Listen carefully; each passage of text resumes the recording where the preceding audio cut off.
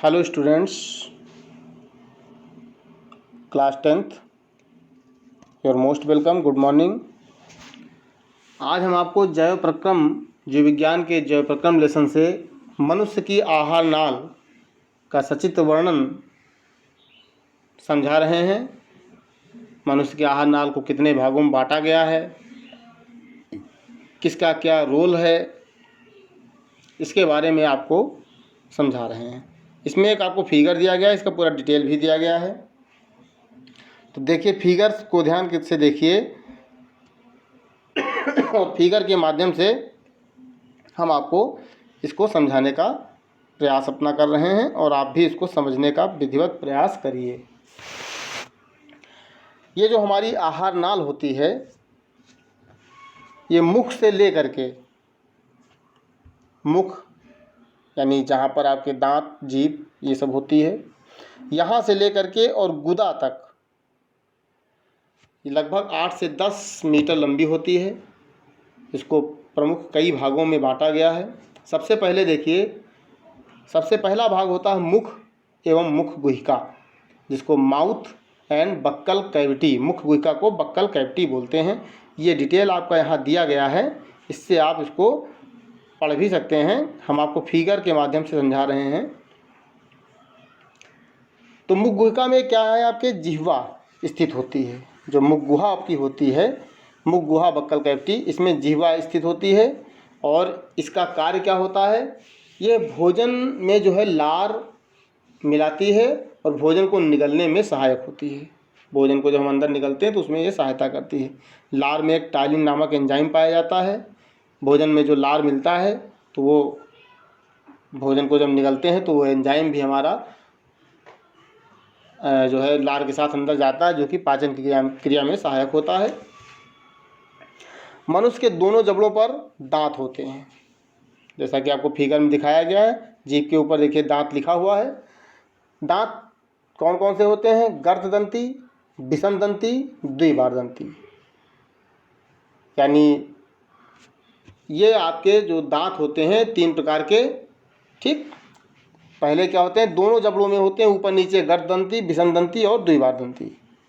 मनुष्य जो मुख गुहा होती है मनुष्य की, उसमें लार ग्रंथियाँ नलिकाओं के द्वारा यानी सैलिवरी ग्लैंड के द्वारा खुलती हैं, जिनसे लार स्रावित होती है। और लार में होता क्या है, श्लेष्म, लाइसोजाइम और टाइलिन एंजाइम पाया जाता है। पहला भाग आपका ये था। दूसरा है आपका ग्रसनी। ये देखिए, आपका लार ग्रंथियों के नीचे आपको ग्रसनी दिखाई गई है। फिगर को ध्यान से देखिएगा। यह मुख ग्रासन गुहिका का पश्च छोटा भाग है।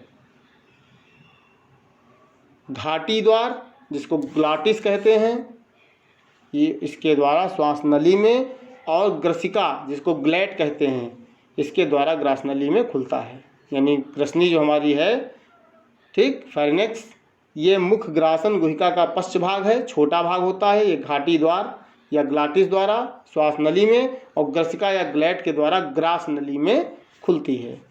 अब यहाँ से आपकी बात आती है ग्रास नली की, यानी ग्रास नाल, जिसको ग्रसिका कहते हैं।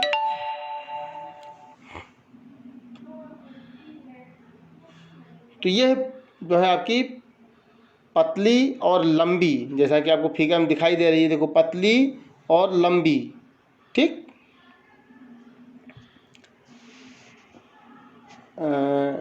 नलिका है, जो कि डायाफ्राम को भेद रही है।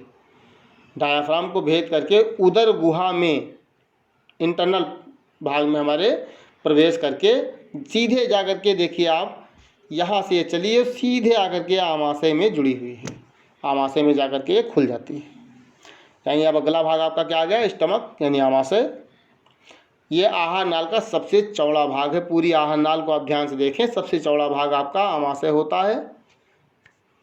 आमाशय और ग्रास नली के बीच में, यानी ग्रास नाल और आमाशय के बीच की जो नली है, इसमें जठरागमी अवरोधनी यानी कार्डियक अवरोधनी होती है, जो बीच का भाग होता है इसका, जो भोजन को वापस ग्रसिका में जाने से रोकता है। यानी जो भोजन हमारा आमाशय में आ जाता है, इसको पुनः वापस जाने के लिए अवरोध उत्पन्न कर देता है। आमाशय में को 3 भागों में बांटा गया है। ऊपरी भाग को जठराग्नि या कार्डियक भाग कहा गया है।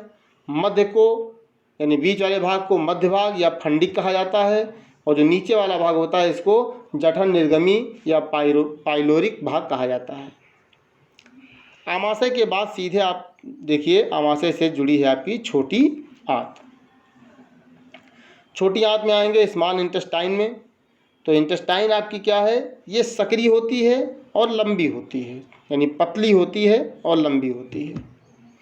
मनुष्य में छोटी आंत लगभग आपकी 6.5 मीटर लंबी, औसतन बात की गई, लगभग 6.5 मीटर लंबी होती है। जिस स्थान पर आमाशय छोटी आंत में जाकर के खुलता है, आमाशय आपका जब छोटी आंत में जाकर के खुल रहा है, ये आमाशय से जैसे आप बाहर निकलेंगे तुरंत आपकी छोटी आंत शुरू है। तो जहाँ पर आमाशय आपका खुल जो है आमाशय क्या कहते हैं, जिस स्थान पर आपका की जो छोटी आंत आपकी है,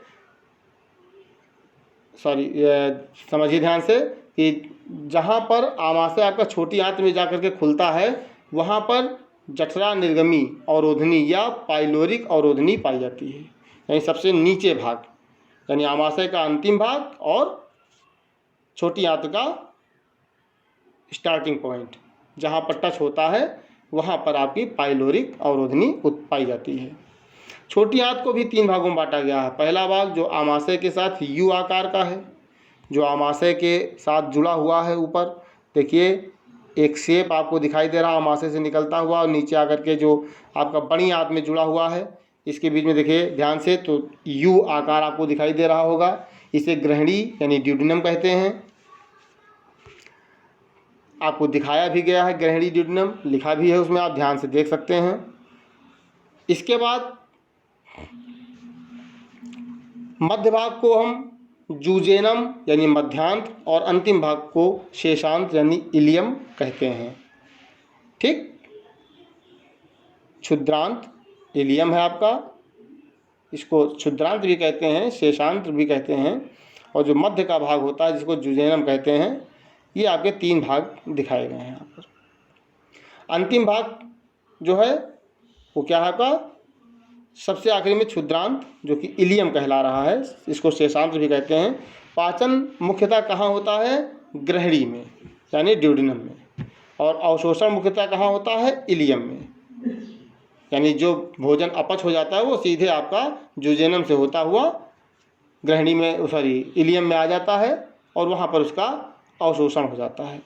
और अवशोषण होने के बाद फिर सीधे आपकी इलियम काहे से जुड़ी है, इलियम आपकी सीधे बड़ी आंत में आ जाती है, यानी अंतिम भाग आपका आहार नाल का बड़ी आंत होता है। यह आहार नाल का अंतिम भाग है। छोटी आंत और बड़ी आंत के संधि स्थल पर, जहाँ पर छोटी आंत और बड़ी आंत जुड़ रही है, संधि स्थल आप देखिएगा, इसका जो संधि स्थल है यहाँ पर एक शेषांत उपकुंडीय कपाट, जिसको इंग्लिश में बोलते हैं इलियोसिकल वाल्व, इलियोसिकल वाल्व। ठीक, ये शेषांत का यानी जो आपका क्षुद्रांत का अंतिम भाग है वहाँ पर आपका ये कनेक्ट होता है, जहाँ बड़ी आंत से जुड़ता है, ये पाया जाता है। बड़ी आंत को भी 3 भागों में बांटा गया है। पहला भाग है आपका उंडुक, जिसको आप इसमें देख रहे हैं सीकम के रूप में। उंडुक हिंदी शब्द है, सीकम इंग्लिश शब्द है। इसमें एक अंधनाल जुड़ी रहती है जिसे क्रमरूप परिशेषिका कहा जाता है, या अवशेषी अंग होती है, वर्मीफार्म अपेंडिक्स के रूप में इसको हम जानते हैं अंग्रेजी में। मनुष्य में क्रमरूप परिशेषिका आप अवशेषी है गई है आपकी। दूसरा भाग बृहदांत, जिसको कोलन कहा जाता है, ये बृहद यानी बड़ा भाग होता है। सीकम पहला भाग है, दूसरा भाग कोलम है। अब सीकम जो आपका पहला भाग था, इसमें ही एक अंधनाल जुड़ी हुई है, देखिए सीकम से ही जुड़ी हुई है अंधनाल, जो कि आपकी क्रमरूप परिशेषिका कहलाती है, अवशेषी अंग के रूप में पाई जाती है। दूसरा भाग हो गया बृहदांत कोलन, और कोलन स्थान स्थान पर फूला है, जहाँ जहाँ पर आपको फूले भाग दिखाई दे रहे हैं ये कोलन कहलाता है। ठीक, इन फूले हुए जो भाग हैं इनको, जैसे कि आप यहाँ ये देख रहे हैं, तो ये साइड में देखिए उभरे हुए भाग आपको दिखाई दे रहे हैं ये कोलन में, इनको कहते हैं हास्ट्रा। कोलन को 4 भागों में बांटा गया है। पहला है आरोही, दूसरा है अनुप्रस्थ, तीसरा है अवरोही और चौथा है पेल्विक कोलन। जो अंतिम भाग होता है बड़ी आंत्र का, उसको कहते हैं मलाशय या रेक्टम। मलाशय का अंतिम भाग गुदा नाल कहलाता है। जो सबसे अंतिम भाग होता है गुदा द्वार यानी गुदा नाल कहलाता है। यह नाल गुदा द्वारा बाहर खुलती है। यानी आपका पूरा आहार नाल कंप्लीट हो गया।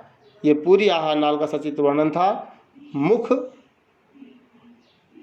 गुहिका से लेकर के, यानी मुख और मुख गुहिका से लेकर के, पहले मुख गुहिका, फिर मुख गुहिका से ग्रसनी, ग्रसनी से ग्रासनाल, ग्रासनाल से आमाशय, आमाशय से छोटी आंत, छोटी आंत से बड़ी आंत।